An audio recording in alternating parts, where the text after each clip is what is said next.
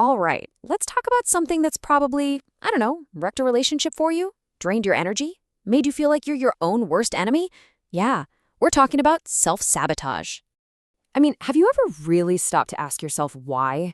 Why do we connect with the wrong people, take the wrong jobs, just totally ruin our own peace? It's like you meet someone and literally every alarm bell in your head is screaming, but you dive in anyway.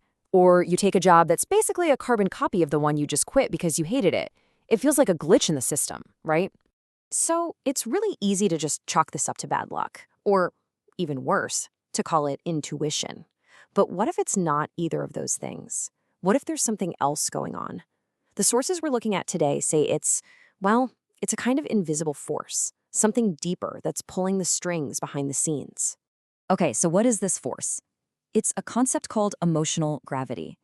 And it's exactly what it sounds like. It's this unconscious pull toward what's familiar, even if that familiar thing is painful or super unhealthy.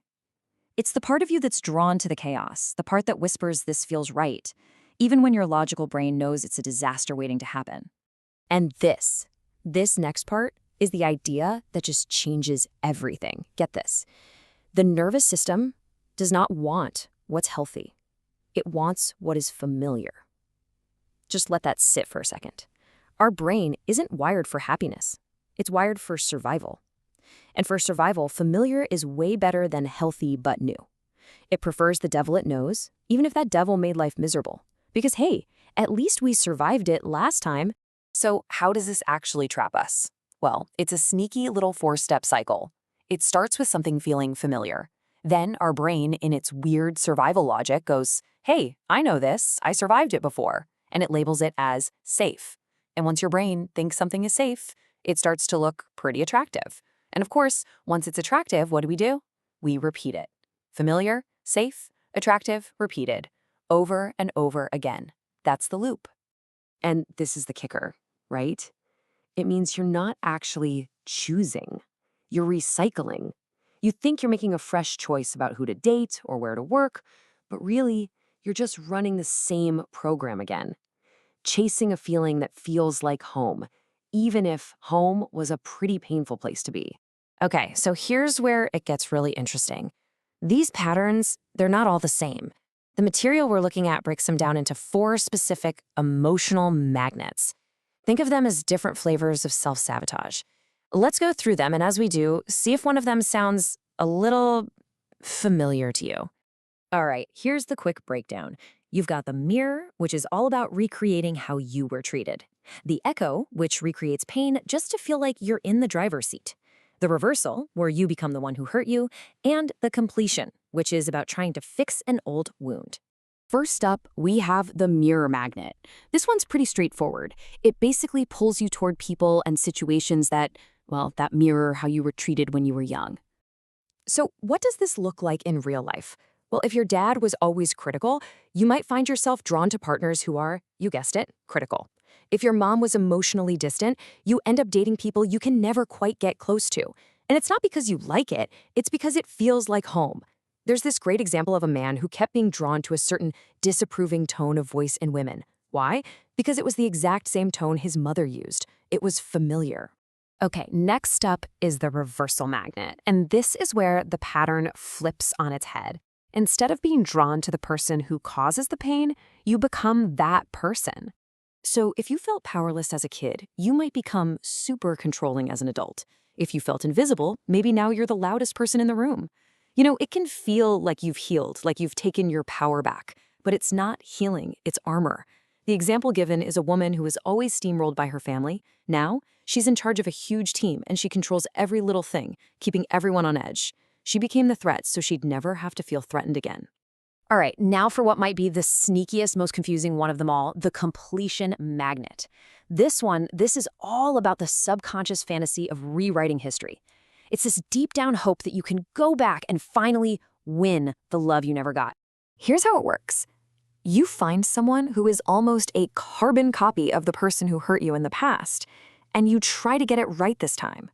It is literally Groundhog Day with trauma. And the realization here is just, wow, you're not actually dating a person, you're dating the hope that this time the monster becomes safe. Think about that. The example is a guy who always dates these really chaotic women, but he's not actually attracted to them.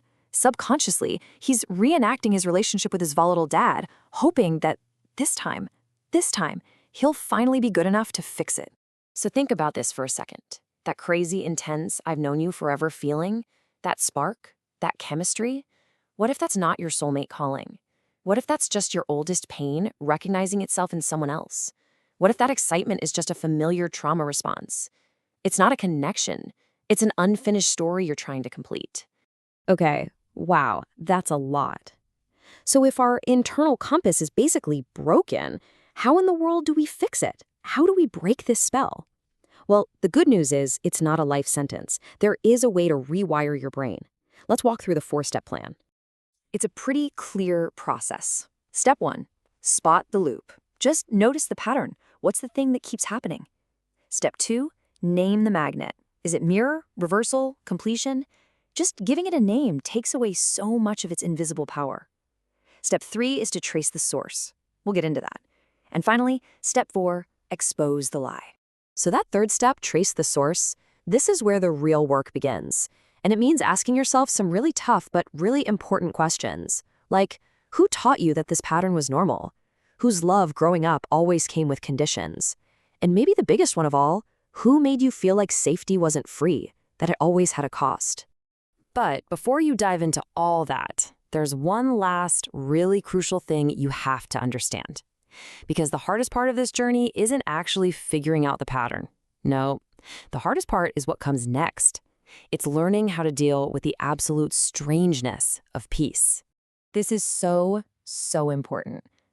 Peace doesn't feel peaceful when your system is wired for chaos. It feels like disruption. Think about it.